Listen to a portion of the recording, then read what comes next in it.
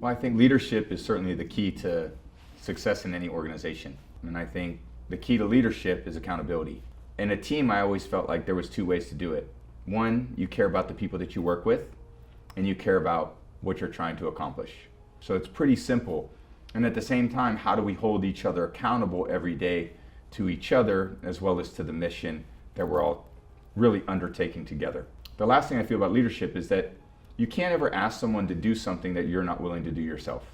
So it's hard to hold people accountable if you feel like you're above any particular job that is being asked. For example, when I played, I always felt like I was going to relate to everybody there. I don't care whether they clean the locker room or whether they were the owner of the team.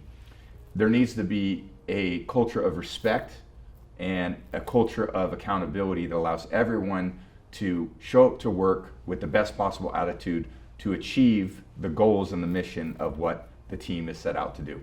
You're always going to face adversity. So I think how you handle that adversity within the group allows others to see you as someone that they want to follow. So I was around a lot of younger players for a long time. After about 10 years in the league, most everybody was younger than I was. So it wasn't about me walking in saying, hey, I'm Tom Brady, I've accomplished a lot. Why don't you guys just listen to everything I say? It still has to be a collaboration because those young players and those young athletes still bring new ideas and new skill sets to the team. And I think that too many times leaders get too focused on what they want to see happen, which is absolutely important. But in the end, a team sport is always about collaboration.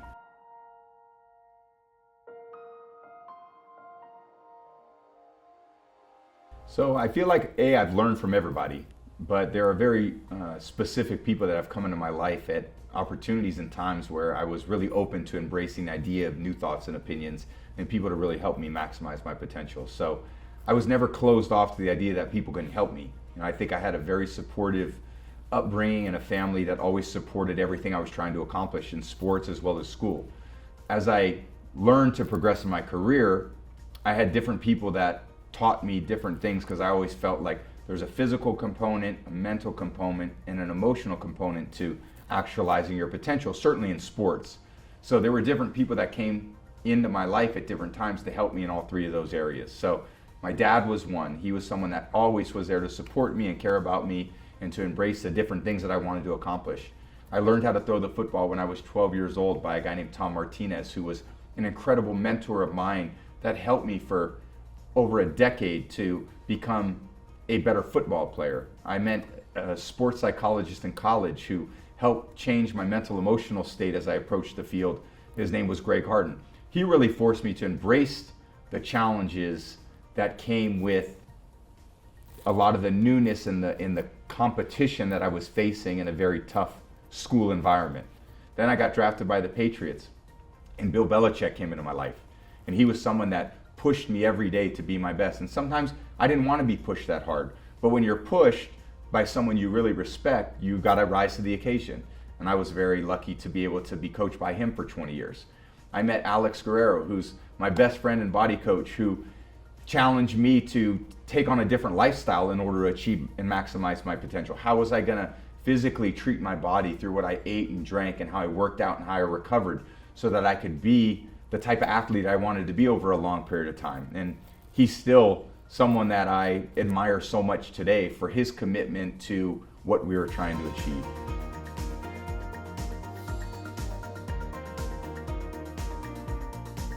We're all challenged every day to wake up and fight the one person on your shoulders that's telling you, hey, just chill out a little bit, or rest a little bit, or something to distract you from what you're trying to accomplish. And I think mental toughness is about understanding what you're trying to accomplish and not letting anything distract you from that mission. The only place for growth is outside of your comfort zone. And I think so many people get comfortable in their comfort zone and they don't want to move beyond that because it's nice and warm and cozy and you really don't have to go anywhere. We don't wake up and we're not born knowing everything or being able to do everything in the best possible way.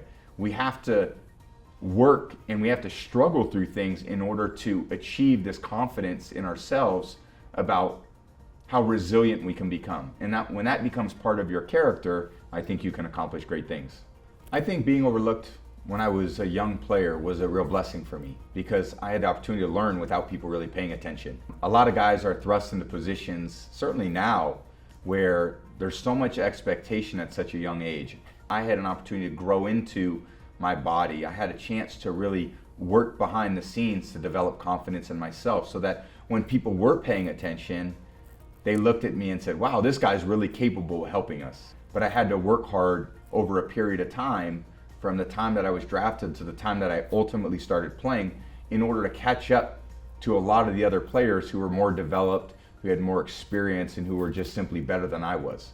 But I did have a chip on my shoulder that I wanted to prove everybody that they were wrong. Certainly the teams that didn't choose me, I wanted to prove they were wrong. The one team that did choose me, I wanted to prove them right. And I wanted to work really hard every day to prove to them, as well as everyone else, that I was very capable of leading our team to a championship.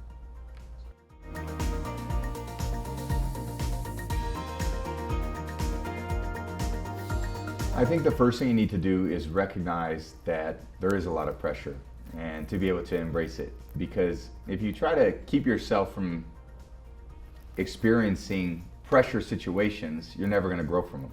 Certainly I have not achieved under pressure as often as I would have liked. I've failed a lot of times, but I think there's two things that can happen when you fail. You can get discouraged, or you can let that motivate you to perform better in the next opportunity that you get it. You've got to put yourself to the test. I think you continually have to pressure yourself to achieve more, to be prepared for those moments, because you never know when you're going to get them. You never know when that door and that opportunity is going to open. You got to treat everything with a level of intensity and competitiveness to allow you to take advantage of the opportunity when it presents itself. And I think there's things that are going to challenge you, whether you're in school, when you leave school to get a job, you're performing in your job, you're not always going to get yeses, you're going to get a lot of no's. You never want to see yourself as a victim, to think, oh man, poor me, woe is me, I'm not getting the opportunities that I want. I think you've got to go make your opportunity. I've always felt like I tried to make things happen. I didn't wait for things to come to me. If I wanted to pursue something, I was going to pursue it. I was going to wait for it to pursue me.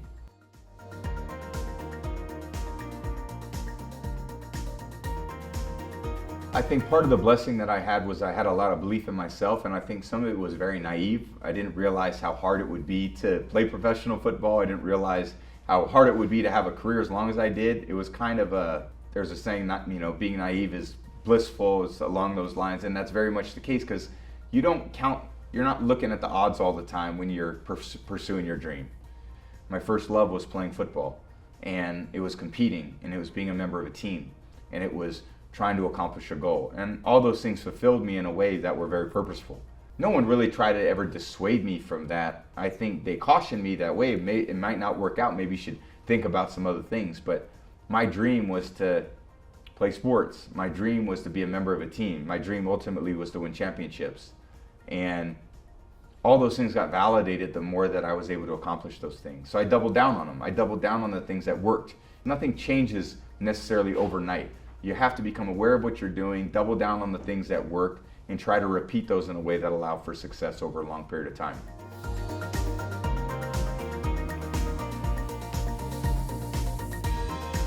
I think in a new phase of life, I'm trying to do a lot of what I did in the first part of my life in a different way. And I thought I always tried to be a positive role model for people. I knew that there was a lot of eyes on me. I knew there was a lot of kids that really looked up to me because I was a professional athlete.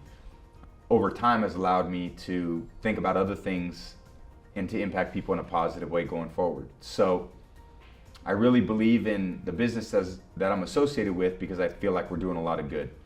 Having a purpose and really loving the people that I'm working with are the two things that bring me the most joy. Doing things I care about and doing things with people that I care about, and I think when you have the right moral compass and you live a life of integrity, I think that you can accomplish great things, especially if you're doing it with really qualified people. And I've been very fortunate to have an amazing group of people around me that help me achieve those things and that call me out when they don't see me acting in the way that I set my goals toward.